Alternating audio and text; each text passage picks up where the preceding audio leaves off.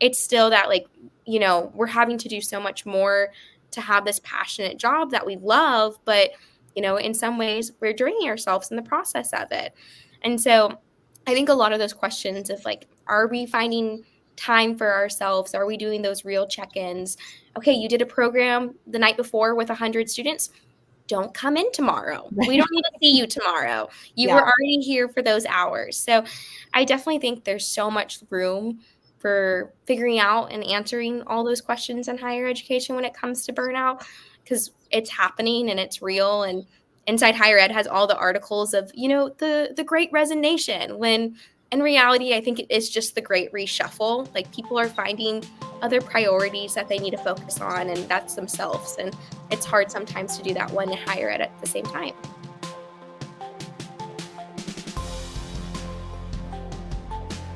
Hello, everyone.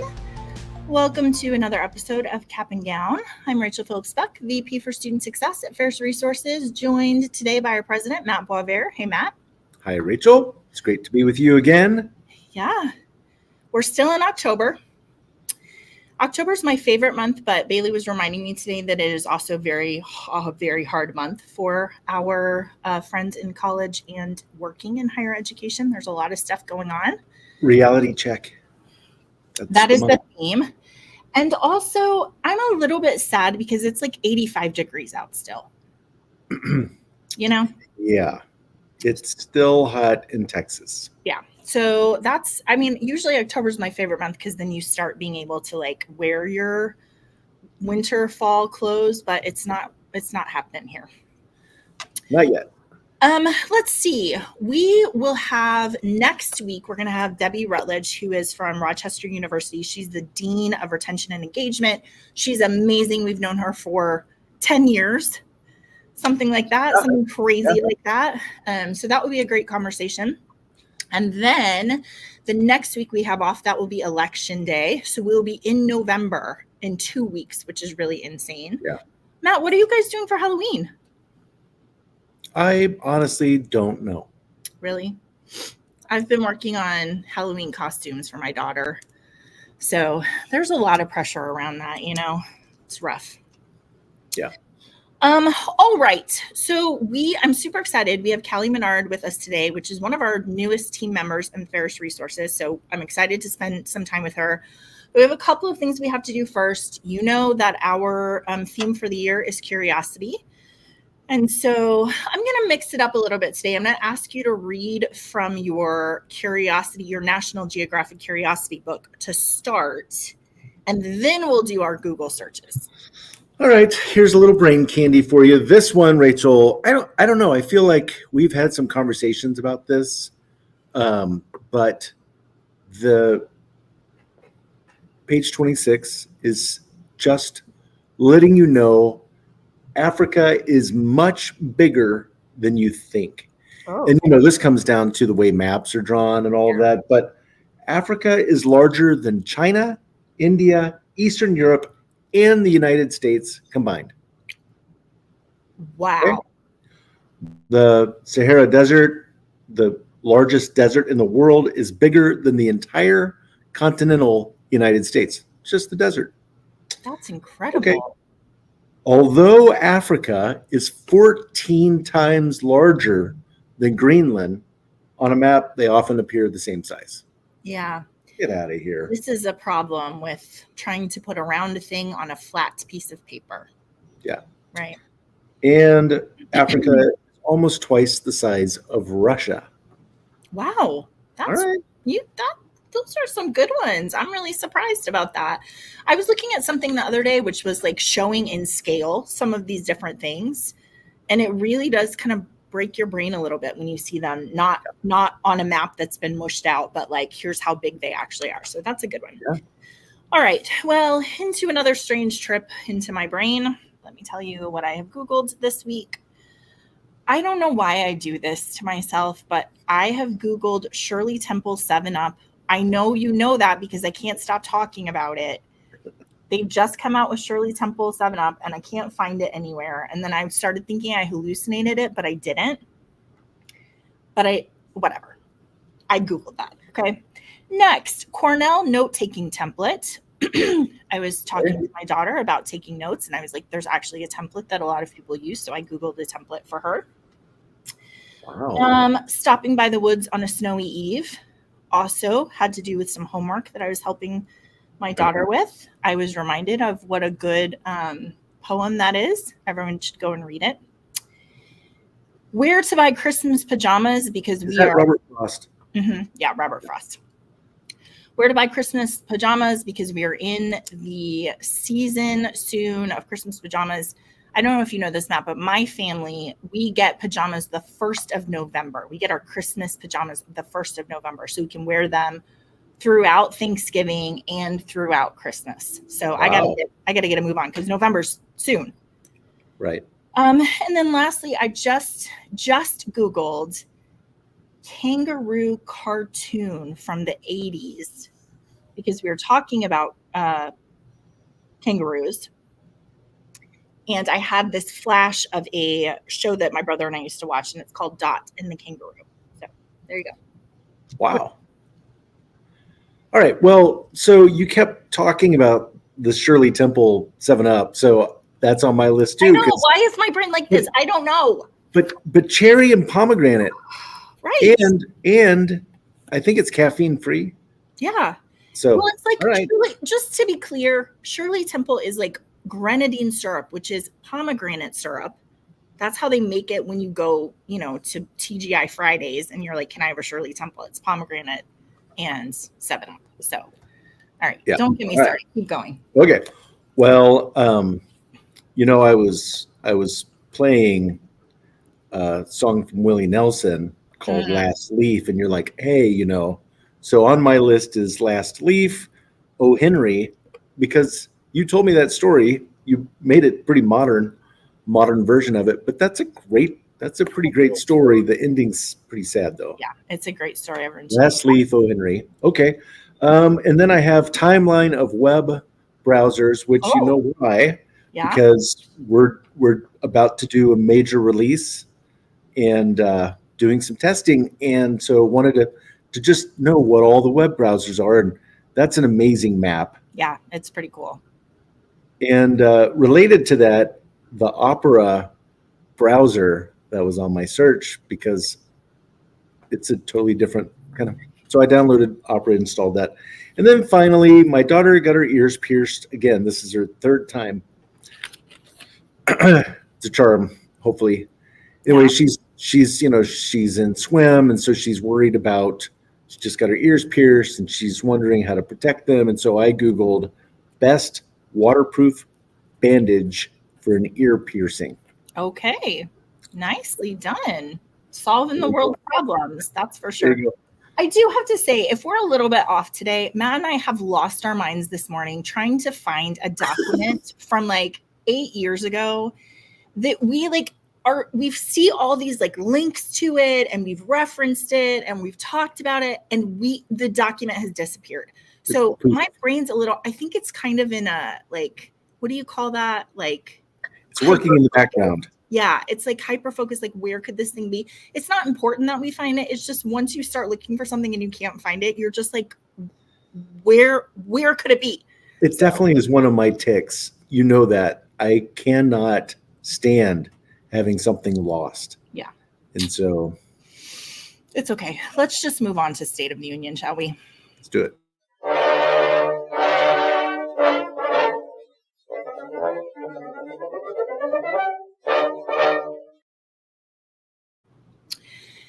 We have some of our frequent flyers today in terms of State of the Union, things like FAFSA and things like NIL. Yeah.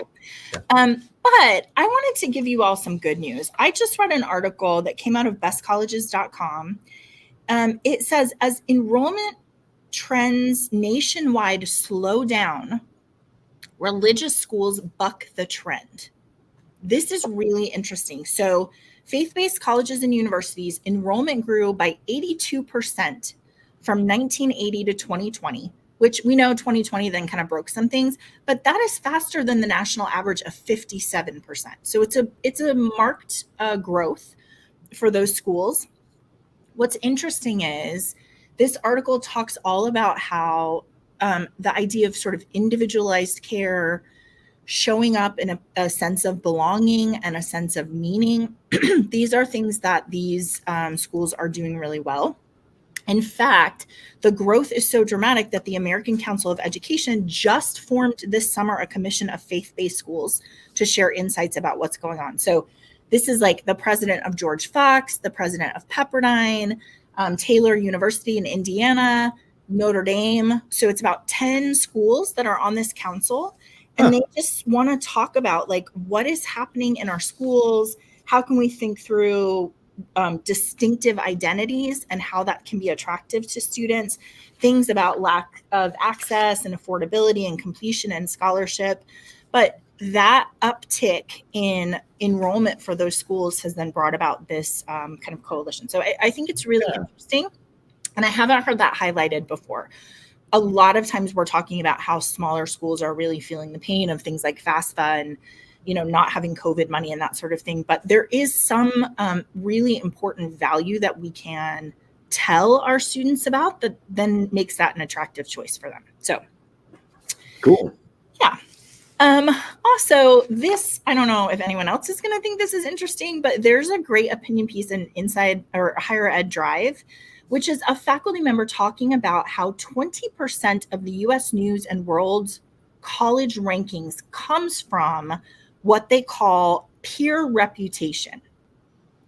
So I've never heard this before. I knew that they'd had this like weighted 20% part of the ranking, but this faculty member is saying that basically every year you get a survey, if you're a president or a provost or dean of admissions, to rate the academic quality of hundreds of colleges nationwide.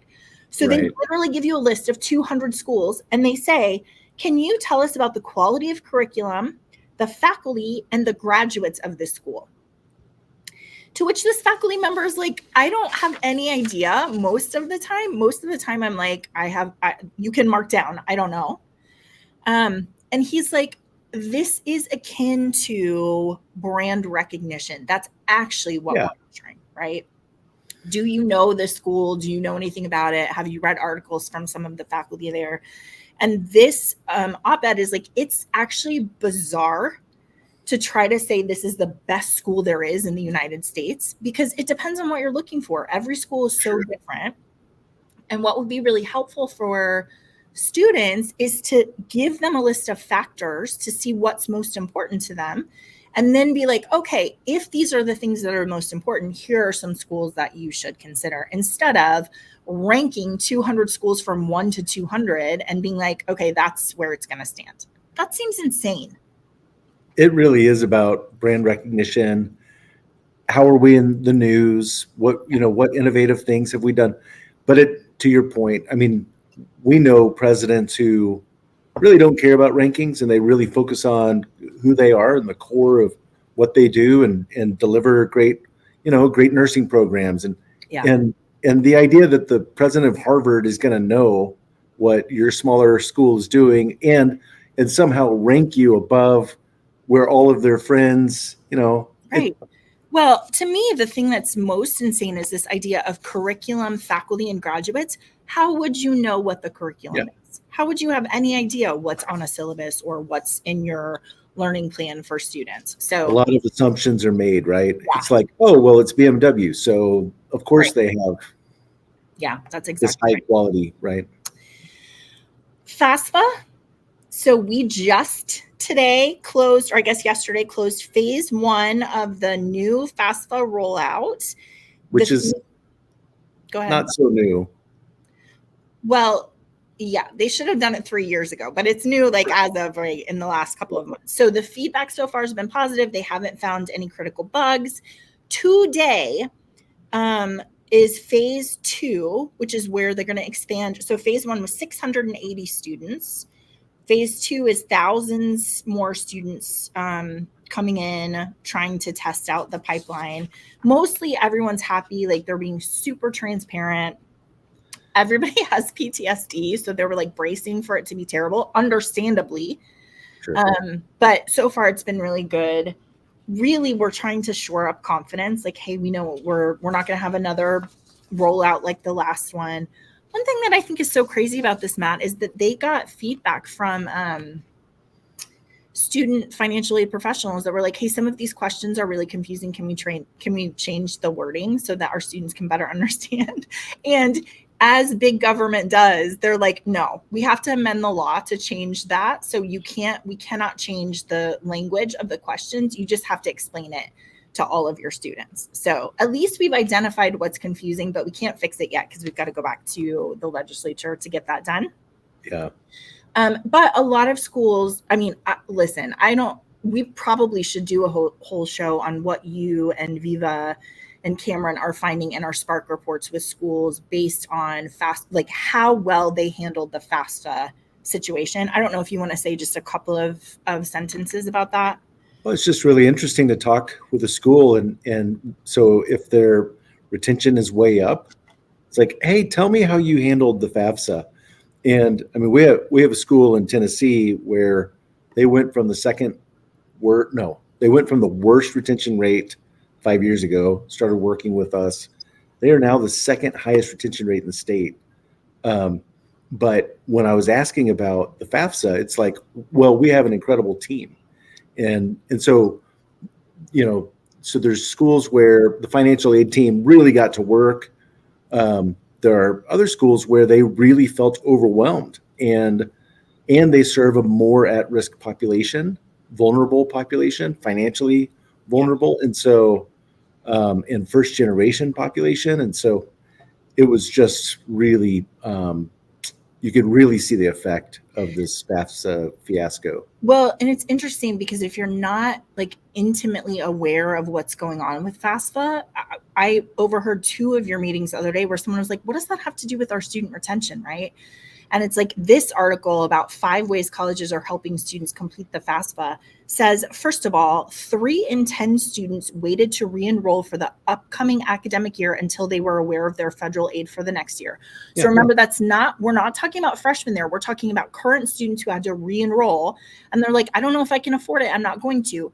And the problem with that is then you don't get the classes you need and you don't get the schedule that you need and you can't craft that because you're way behind in the process. That's 30% of your students. Yeah. 3 out of 10, 30%. And so what ends up happening as they're delaying is they start exploring other options. What else could I do? And having those conversations that then get them out of the stream of going back to school. Yeah, this survey also found that 41% of students felt stress or anxiety regarding their personal finances as a result of FAFSA delays and modifications. So again, how can you be fully present and immersed in learning when you're like, I don't know how I'm going to pay for this. I'm not sure where the money's going to come from. I might be able to figure out how to pay for it this semester, but then as I'm thinking about like my continued future success on this campus, I'm not sure that I have it. So yes, there's the issue of the financial, like the literal financial, how are you going to pay for it? How much money do you need to come up with? But then I don't think you can underestimate the emotional anxiety, stress, uncertainty, right, of just not knowing how much it's going to cost and how much money you have to come up with. So pretty interesting. Oh, sorry. What I wanted to tell you about this article, I got carried away, is that our friend, Dr. Barrington Price, who was on the show a couple of weeks ago, Dominican University got called out because they did an awesome job with FAFSA.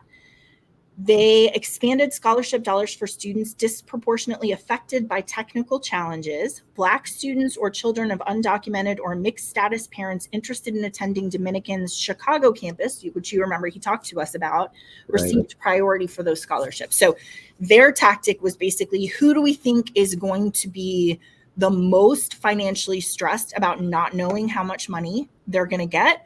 We're going to prioritize them, get them scholarships, get them settled and feeling connected and in, and then we will start looking at some of those other populations. So great job. I know that he has a whole team. I know that's not just him, but they're just killing it over there. They're doing such a great job. All right. I'm not going to tell you anything else about the college pay, athletes' college pay. There was a preliminary approval to the terms. I don't want to talk about it anymore. Is there something you want to say? No, that's all right. Okay. Keep going. All right. There's a great opinion piece about about asynchronous courses and how difficult they make it for students to learn. So this article, I would really recommend you reading it. It talks about how students really prefer asynchronous learning. They can graduate more quickly, but they don't get as good grades. And so this argument is, yes, we can get them through the content, but they're probably not learning as much. And I really love this language of, in a classroom, students and professors engage with one another, not just in real time, but in real space, a privileged moment during which we are all, well, in sync with each other.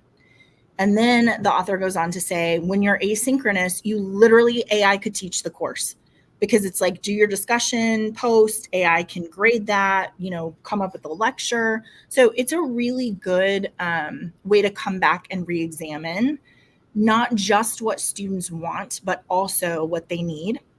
Because Matt, you and I have been talking, we were just on a campus where we were talking about this idea of transactional versus transformational, right? And It's not that we're just trying to get people certificates, it's that we're really trying to help them with connections and with big picture thinking. And one way that you do that is you're in the same space and the same time together. So pretty interesting. It reminds me of when I was teaching and I had, because I was teaching marketing, and I had an accounting professor ask me if I view my students as customers. I said, no, we're co-producers. And I really believe that what happens in a classroom is co-production, that they're challenging me, I'm challenging them, their peers. There's a lot of learning going on in that exchange. And so when you take that away, you definitely have to figure out how to replace that if possible. How to make I don't know. I mean, there's just a lot of learning that happens when you're engaging someone else. Yeah, for sure. This is, I think, a great idea for some of our schools who struggle with creating study abroad programs. This article talks about, instead of study abroad, study away. So the idea that you could send students to, for example, Washington, D.C. or Los Angeles, or even they're talking about like in New Mexico, there's like let's see, what's it called? Maybe it's Santa Fe. The Institute of American Indian Arts in Santa Fe is like a very specific museum where you could go and learn about American Indians. And just figuring out a way for your students to go to a new place, experiencing a new culture. The United States is really big, and there's some very, very specific things about each region. Thinking about, instead of sending them to Oxford, that you could organize to send them to a place in the United States. And Matt, I was thinking, is it the CCCU that does what they have like it's like a best semester? What is it? Oh, you mean where schools like at Westmont, where if you're at Westmont, if you wanted to, you could go to Gordon or you could go to Wheaton. Yeah. Yeah. Like go to that. I mean, that's interesting, right? Westmont in California, go to Wheaton in Chicago or Gordon in Boston, and you would have a totally different experience that would really broaden your horizon. So I think it's a really, really smart idea. Okay, I'm sorry. I know we're going long, but I've got a lot of stuff for you. So I'm just going to go rapid fire through these last three. How to build a support network in college. Everyone should read this article. It's out of Inside Higher Ed. They actually have a peer mentor course, which I need to send. I just remembered somebody I need to send this to who was like, I am trying to figure out how to do peer mentorship. This is a great way to solve the problem of mental health challenges on your campus when you don't have enough counselors. So in connection with jack.org, which is a organization coming out of Canada, they actually have a Be There certificate where your peer mentors can go through. It's 6 different modules where you can learn, like, how do you talk to people, your peers, about emotional stress and health, and what do you do and how do you get them to help, and all of those kind of things. So I can't vouch for it because I've only done the first module, but so far I think it's really, really interesting, and it's free, and it's an easy way to get your students trained up on how to be good peer mentors to each other. And you were telling me the number of people who have actually completed this. Yeah, it's 50,000 so far. That's awesome. 120 countries. And the largest share of young people who complete it are between 15 and 19. And then the next largest share is 20 to 24. So I think it's a great idea. Okay, you laughed at this. I don't think it's that funny, but community engagement for college student renters.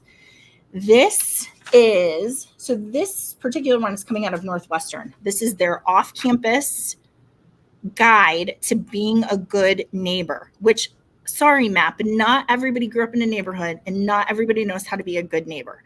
So I said, this is something that I might say to one of my students, like, hey, go be a good neighbor. And they'd be like, I don't even know what that means. This guide is like, number one, introduce yourself and exchange phone numbers with each other. Like, you should know who's in your neighborhood. Are they a single family? Do they work early in the mornings? Do they need you to watch their house on the weekends? Like, basically, it's just a step-by-step. Consider people around you. Make sure you're maintaining your yard. If you have a party, tell your neighbors you're going to have a party and make sure you clean up before 10 o'clock the next day. It's like a very detailed list that I think students would benefit from. I mean, I learned some things, to be honest. They're like, go borrow things from your neighbors and lend things from your neighbors. And I'm like, okay, right. And Bailey's like, do you just go knock on the door? Yeah, that's what you're supposed to do. I'm just telling you, I don't think that this is like, Z's like, you do. Right. This is a thing that I think we've lost. Right. Yeah. Well, I forget your neighbor's Miss Melanie. You've done a good job of showing your daughter how to be a good neighbor. Listen, Miss Melanie is teaching me how to be a good neighbor. She does a great job. And I'm like, am I supposed to talk to her? Lillian's like, yeah, she's our neighbor. We see her all the time. Okay, all right, that's fine. So, all right. And then the last one that I have for you is this one about how to come apart on. Let me take a breath. Academic probation sends messages to students that college isn't for them, research says. You don't say. So in California, they did this study where they're like, we think maybe that the way universities and colleges deliver the information that students are on academic probation makes students feel like maybe they are not cut out for college. Should we talk about that a little bit? Yeah, why don't we talk about it? Why don't we start with academic probation, which we're all going to retire and move to academic recovery, first of all, which Debbie next week is going to have a lot to say about that. She's done an awesome job on their academic recovery plan. The head of this research said, students perceive being put on academic probation as a message that they aren't cut out for higher education, not a wake-up call. This is especially true when an automated notice did not offer clear steps for the student to begin their career, their academic career turnaround. So they're like, most of the schools in our system are sending automated emails where they tell students, hey, you're now on probation. Matt, when they click on the link, it takes them to a website where there's a picture of a cop holding a sign that says you're on probation. It's so awful. What are we doing? Well, I mean, I feel like this is like whoever came up with that idea is like my, when my dad went to college and he's like, back when it was great to say like, look to your left, look to your right, and they're not, one of y'all won't be here. Right. It is a red flag. It is red flag. Like, okay, well, so they're saying like, instead of, it's so sad, man, because this woman is saying like, our intent was to be like, hey, pay attention, like be very careful, pay attention, right? Which is why we like academic recovery. But instead what they're hearing is you don't belong here. So you're not college material. You don't belong here. You're on probation. So good luck with that. Rachel, it just reminds me of the story of the first generation college student, and then she got a bad grade, and her mom's like, I mean, you tried. Yeah. Well, it just isn't for us. Yeah. Yeah. Awful. So. The last thing that I'll say about this article is that the person who wrote the researcher said, this is for students. My last recommendation is a general customer service one. If you call customer service and the person is not helpful, I wouldn't try to convince that person how they should help you. Sometimes you just hang up and find someone else. Our institutions are pretty big, so there are a lot of people. Hang up and call back to find a person that can get to your issue who's willing to help. What? How is that the plan? it's not terrible advice in the short term. Like you have to, get something done. But why are we hiring people who don't care? Yeah. Who aren't focused on delivering great service to our students?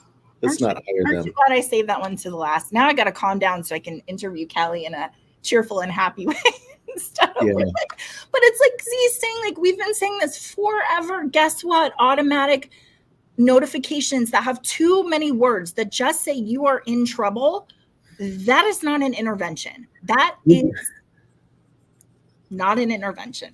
As Z's talking about, like literally 10 years ago, you had a presentation where you threw up this email that was so ridiculous. Yeah. Trouble, that was you're in it. Yelling, trouble, you're in it. Yeah, I remember that. Yeah. All right. Well, let's move on to some more cheerful things. I'm going to say thank you for State of the Union with me and being patient with my rants and raves, I guess. Appreciate that. Yeah. And I'm going to bring Kallie in so that we can talk with her. Hey, friend. Hi, Rachel. How are you? Hi. Sorry you had to sit through that. I know you're the same way. Like, why? What are we talking about? It's so crazy what people think is a good idea. So let me introduce you. You're a senior client development representative. And Kallie, I'm just going to tell you, have you been with us since May? Yes, after graduation. Okay. So I was trying to find the things that I wanted to say about you to introduce you. But it's literally, I have 4 pages of things that I could say about you. So I'm going to give like an abbreviated version. And then if I miss anything, you can be like, wait, but this is really important. So first of all, we love Enneagram. You're a 3 Enneagram. I'm a 7 Enneagram. So we're just going to put that out there. You just graduated with your master in higher education from NC State. Yep. And while you were there, you did Preview the Pack, which is that orientation? It was recruitment for our higher education program. Okay. So you were a program manager of that. Mm-hmm. You also were house mother for, what is it, Kappa Kappa Gamma? Yes, I was. You were. You also did a summer student life coordinator position at Columbia University of Professional Studies in Manhattan, which that's super fun. Yes. And then we'll talk later about all of your undergraduate stuff that you did, because you just have I don't know how to say this in the right way, but I feel like you're a person that, I always talk about, I was a very at-risk student. I feel like if you had met me in undergraduate, my experience would have been different, right? Because you would have just been you would have been like, now we're going to do this, Rachel. Now we're going to go meet these people. And you would have for sure been a connector. Yes, we talk about the students that are always in all the offices and everyone's working for this one student without realizing it. That was me. I was in every office and I made sure you knew who I was. Yeah, it's such a good skill. It's really interesting. I was reading an article today about agency. Mm-hmm. And so this idea of being like, you were a student leader and you did all these things, but you just had this sense of agency to go and be like, hi, you're going to know me and I'm going to make sure that I've built this really incredible team around me. So we are thrilled to have you because I told you the other day, one of the things that I love about having our Pharos teammates on Cap and Gown is that it helps people understand kind of the philosophy and the way we do things in our company, which is most of us have worked in higher education, have educations in higher education, have really different student experiences. And so when we're talking about how do we design a thing, your voice in that room is so helpful and very different from some of our other team members. So that's exciting. Yeah. Also, you love to cook. It's true. I'm obsessed with cooking. That's like my new post-graduation. I needed to find a hobby that wasn't being a graduate student. Yeah. And now I cook. And you said you like baking more than like cooking, or are they equal? Baking. And I just got a new cookbook and I've been cooking through it. And now I'm in bread week. Oh. So I feel like I'm like on the Great British Baking Show because they just released a new season. So I'm watching that while simultaneously also doing my own baking. Now, where do macaroons fall in this cookbook? Oh, they're truly my worst enemy, to say the least. I've never figured it out. And it's like ranked as a level 4 difficulty. And I'm like, please, if you can teach me, I will be wowed. If any of our listeners are macaroon aficionados, Kallie needs some tutoring in that. It's a sensitive subject. Okay, so let's talk about your undergraduate experience. You started at Stephen F. Austin. Yes. And I'm curious, I mean, you did so many things while you were there. You actually were Miss SFA, which is so much about like being the face of SFA and representing a lot of things that are really important to student leaders and all of those sorts of things. Is there a time in your undergraduate where you sort of thought, I like higher ed and I want to be invested in it? Yes. I think I was talking to my partner the other day, like what was like the moment for me? And I was a tour guide, and our tour guide program was so unique at SFA because we were called jack walkers. We were lumberjacks. We were going to walk you around campus.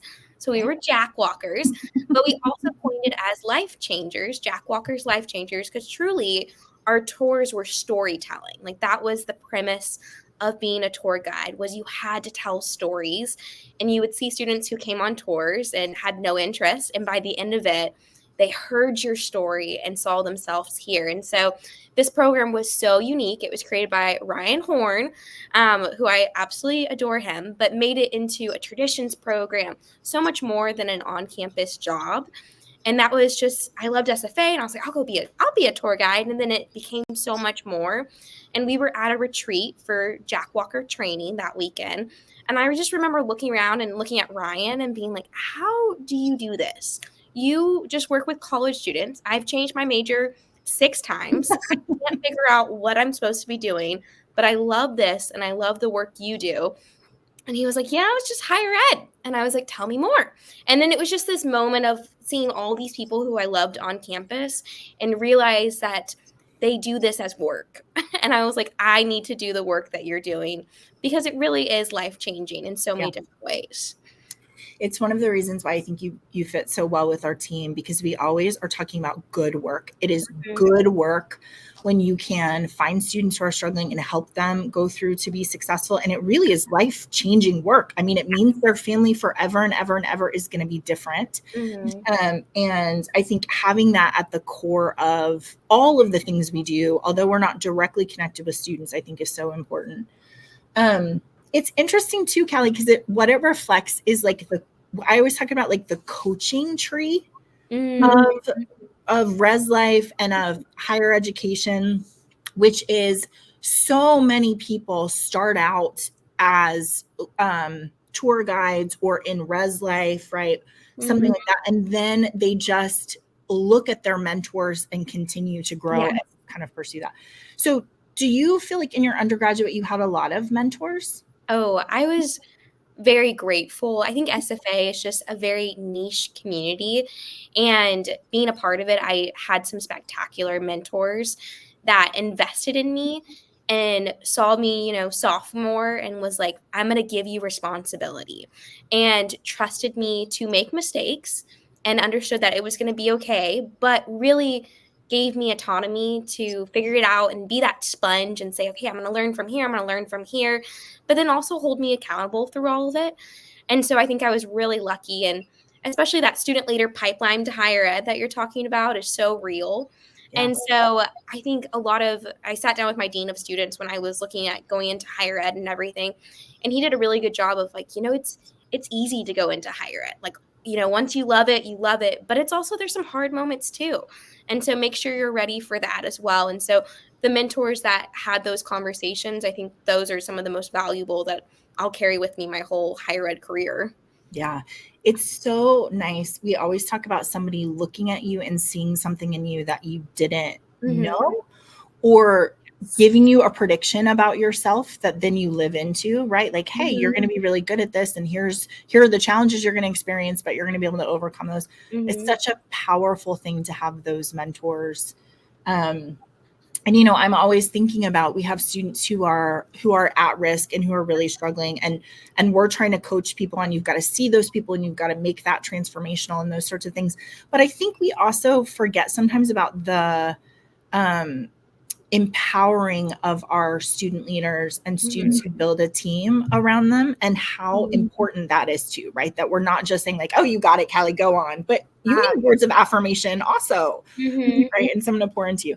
Okay. So I said it's really funny in our notes, I have your experience as Mrs. SFA. Did you see that? I was like, no. Mrs. SFA. Married to SFA. That's what I was.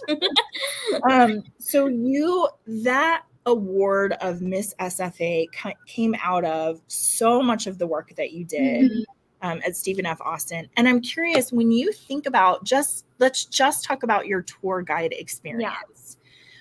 What kind of insights come from, first of all, the storytelling piece, but also, Kallie, I'm just thinking about like leading families around a campus and listening to their questions and listening to them talk about like what they're worried about and what they're interested in, what excites them.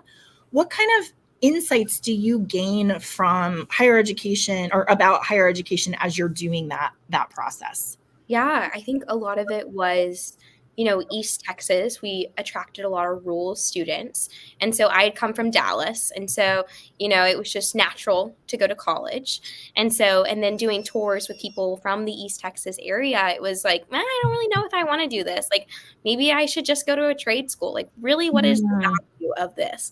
And it came full circle in my higher ed program. We did an outcomes in higher ed course.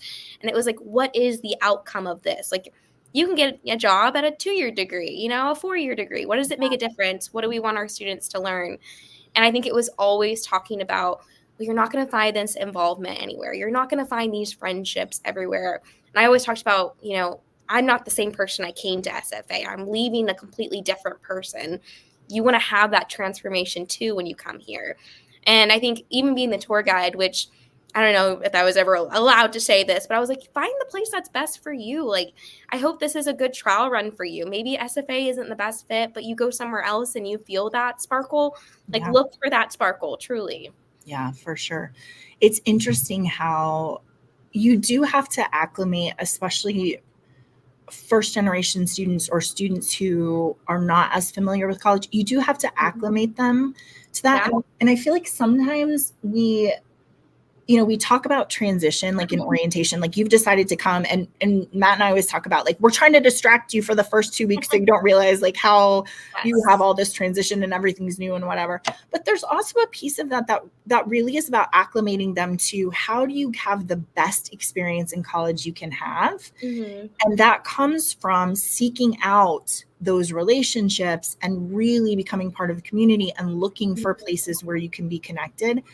And I think sometimes we don't do a great job of conveying that. Yeah. I don't think anyone ever said that to me about college. And my parents went to college. Like I should have known, like, hey, Rachel, what you have to be doing is going and making those connections. But I don't know that I got that message in a way that I could hear it, Yeah. So, okay. So you were wildly successful at SFA, and then you decided to go to NC State for a master's in higher education. What I want to focus on there first is you were a house mother for Kappa Gamma. So you said something that I really love about being in higher education, which is the maybe secret joy we have when our students are up to something like shenanigans, right? Yes.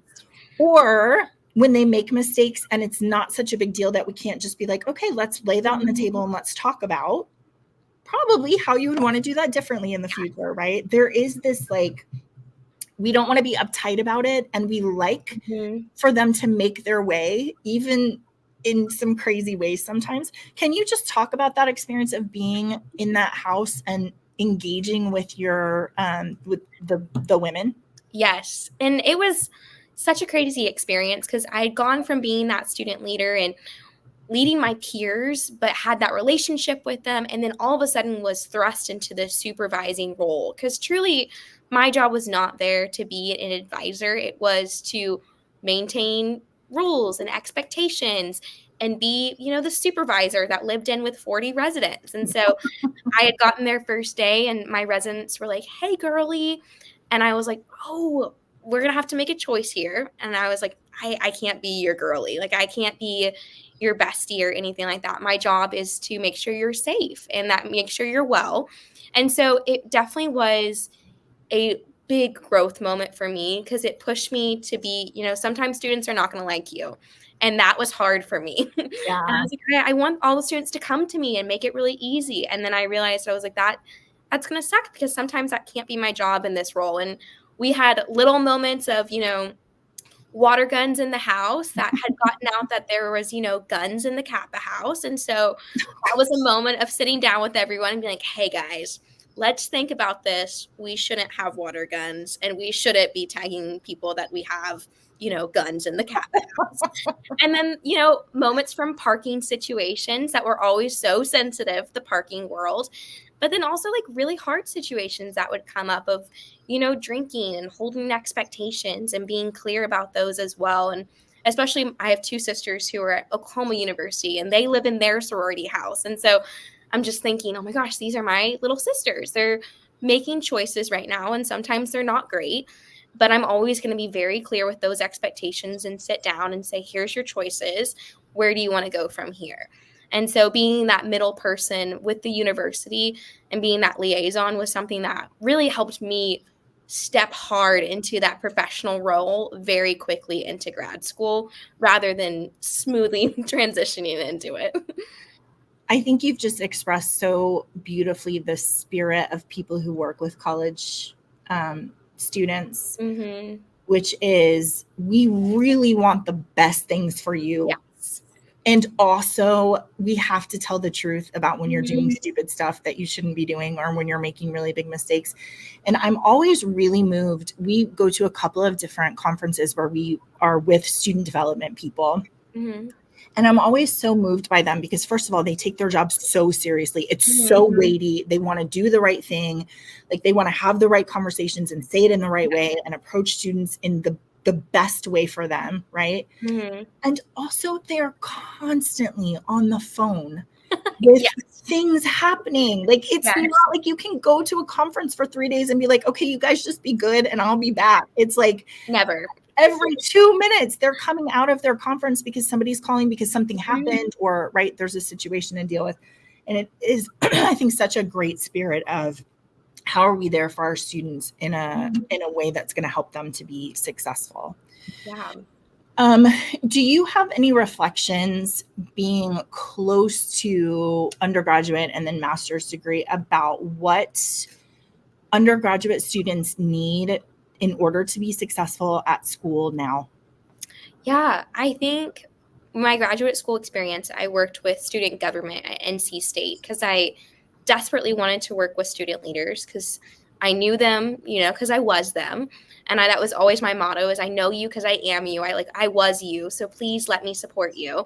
Because I knew student leaders, they're in the offices. They're sitting down, they're having those conversations, they're carrying the world. But also I reflected on my undergrad experience and realized, well, was anyone really asking me, okay, you know that you have a long to-do list, but are you okay? Have you eaten? Like, what's really happening with you as well? So even that was one of my driving things going to NC State was I want to work with these student government students. And I learned very quickly, and without even realizing it, it was something that I had also wanted in undergrad, was for higher ed people just to tell it like it is. And that was what my students wanted. They didn't want the fluff. They didn't want a 45-minute conversation that could be a 5-minute conversation. They just wanted you to be honest and as transparent as possible. And if they can have a seat at the table, they want it. And that was something I was really proud of my students is anytime we were hiring somewhere for the office or going through some search or some new program, they were ready to take their seat at the table. And I was grateful for my office at NC State that allowed them to have that seat at the table. But for the students who just wanted to tell it as it is. I don't need the fluff. I don't need the hand holding. Sometimes I will, and I'll let you know. But for this moment, I just need you to tell me how it is. student leadership is such a hard position, right? Because it is the Mhm. in between. It is the like what administration is saying and all of that stuff that is true at institutions. Mhm. And then it is being part of your student body where you're like, I identify with you guys, I'm one of you. Right. But also, I have to walk this really fine line of I can't just say, yes, whatever you want to do.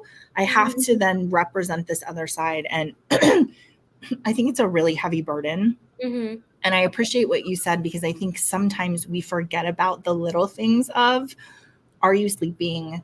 Mhm. How are your grades? Have you Mhm. eaten today? Right? Are you feeling overwhelmed? Mhm. And there's something about just asking our students about that is modeling to them that those things are important. Because I think Yes. sometimes they forget, Mhm. you know?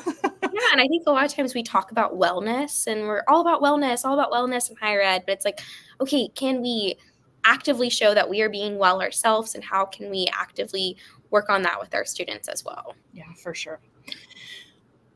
So I want to move now to this idea of being a young professional in Mhm. higher education.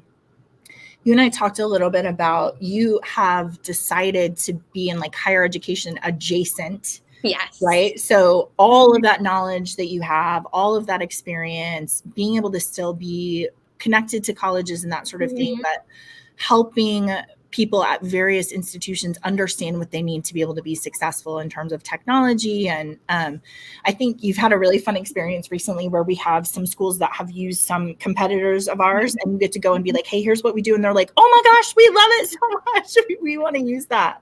Mhm. But as you think about being a young professional and you think about your class that you graduated with, Mhm.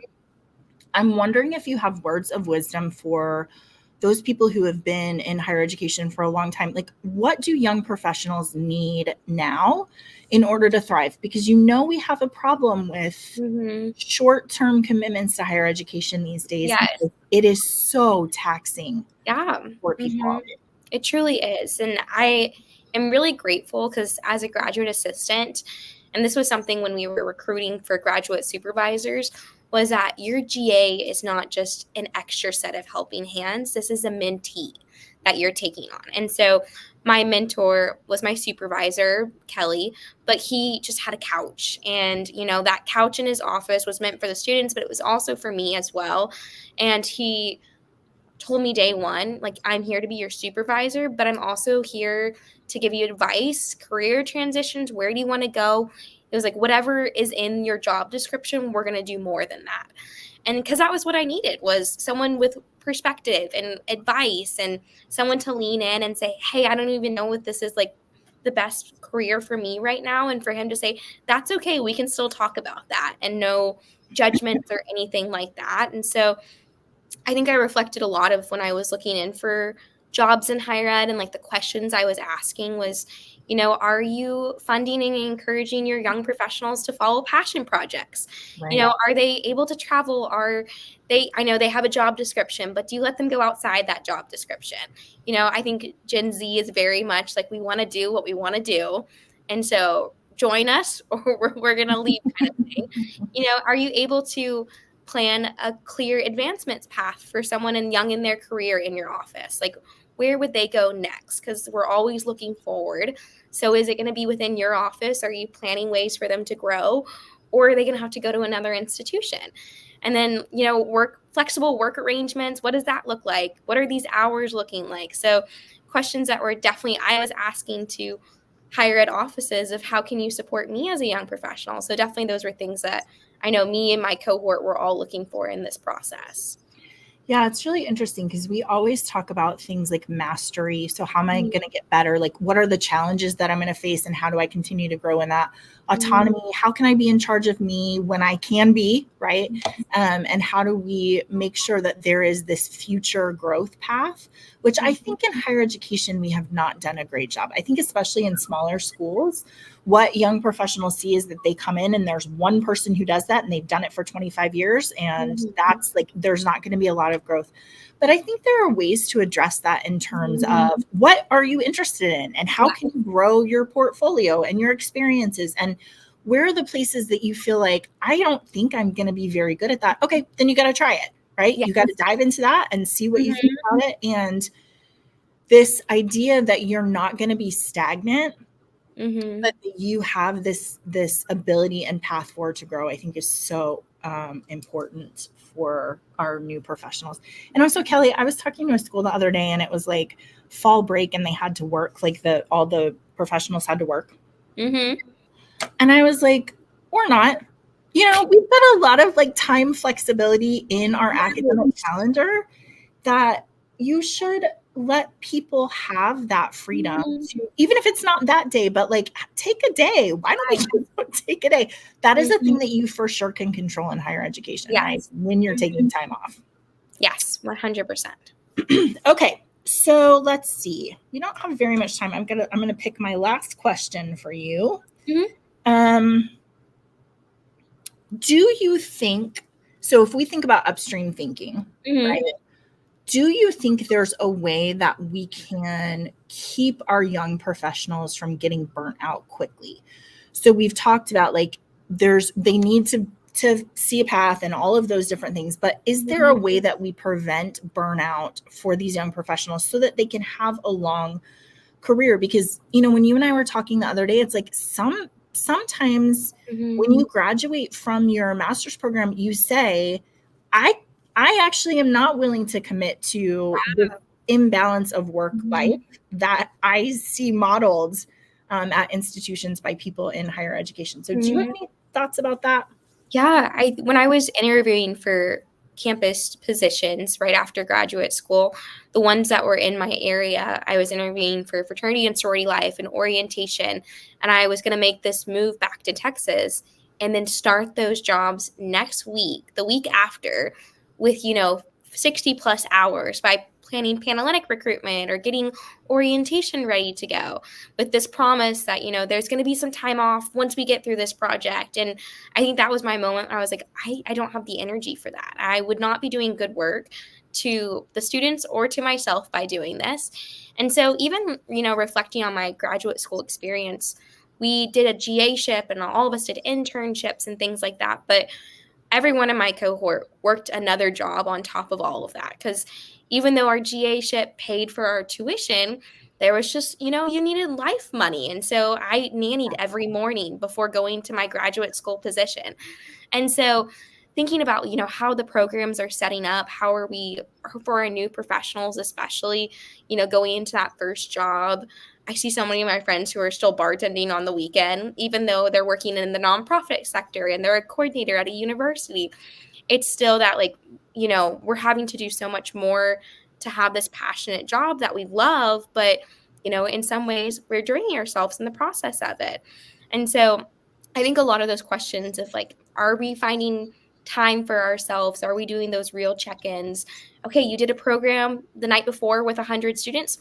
Don't come in tomorrow. We don't need to see you tomorrow. You were already here for those hours. So I definitely think there's so much room for figuring out and answering all those questions in higher education when it comes to burnout, because it's happening and it's real. And Inside Higher Ed has all the articles of, the great resignation, when in reality, I think it is just the great reshuffle. Like, people are finding other priorities that they need to focus on, and that's themselves. And it's hard sometimes to do that one higher ed at the same time.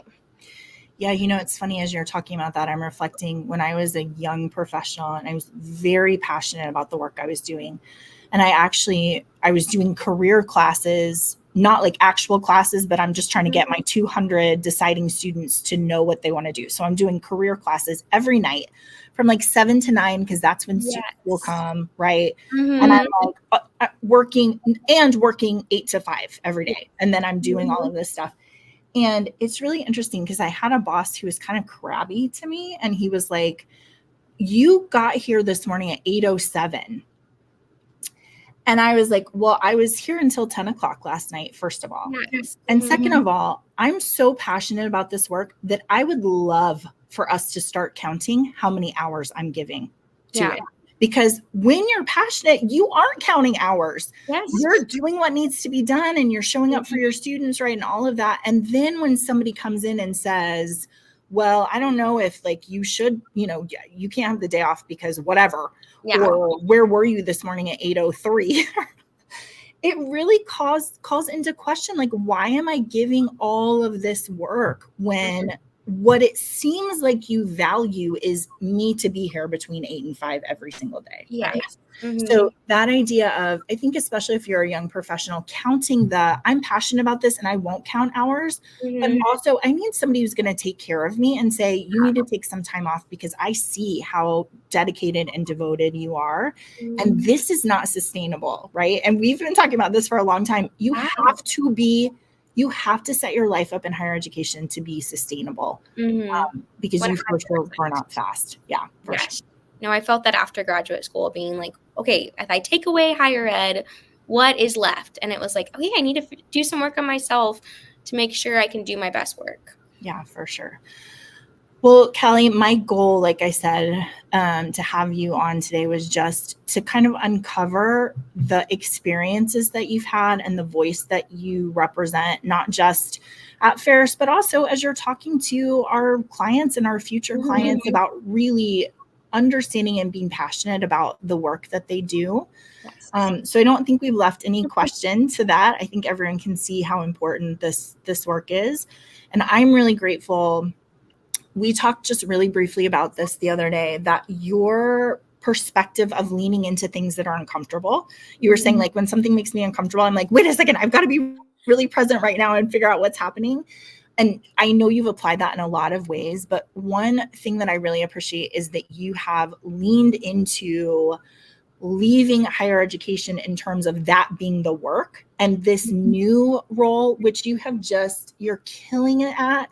You have done such great demos. And in fact, Matt was reminding me today, like, we've changed our demo language. We've Callie-ified it because you did a demo for us and we're like, why have we started to, that's exactly what we should be saying about that to better explain it so that people can understand what we do. So I'm super grateful that you're on our team. And I think this is a great introduction for our clients and for other people in higher education, just to understand why we feel so fortunate that you joined us. So thank you for that. Thanks. This was such a full circle moment from like applying for, the company and hearing the podcast and now being on it. I was like, I think I've made it. Like, this is it. You're in. You are definitely in, girl. This is for sure. Thank you so much for joining me today. Everybody have a good day. Thanks. Bye.